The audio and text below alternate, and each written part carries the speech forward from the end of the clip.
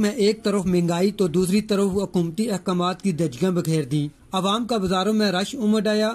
رمضان المبارک میں دہلی انتظامیہ مہنگائی کو کنٹرول کرنے میں مکمل ناکام ہو چکی ہے۔ رمضان المبارک کی وجہ سے پھل، سبزی اور فروٹ غریب عوام کی پہنچ سے دور ہیں۔ کیا تحریک انصاف کی گورنمنٹ نے آپ کے گھر راشن پہنچایا ہے؟ آپ کو پیسے ملے؟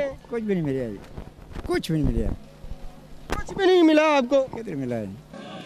حکومتی احکامات کی جو ہے کہ دھجیاں اڑائی جا رہی ہیں، جبکہ حکومتی اہلکاروں کو چاہیے کہ وہ اس چیز کی چیکنگ کریں اور لوگوں کو اس پہ تنبیہ بھی کریں اور ان کو ہدایت بھی کریں کہ کرونا وائرس سے بچاؤ کے لیے جتنا کتنا ہو سکے احتیاطی تدابیر کریں۔ خدا کے لیے اس کو سیریس لیں۔ پور میں انتہائی زیادہ مہنگائی ہو رہی ہے۔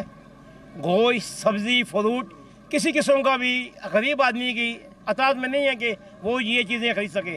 مہنگائی بہت زیادہ ہے۔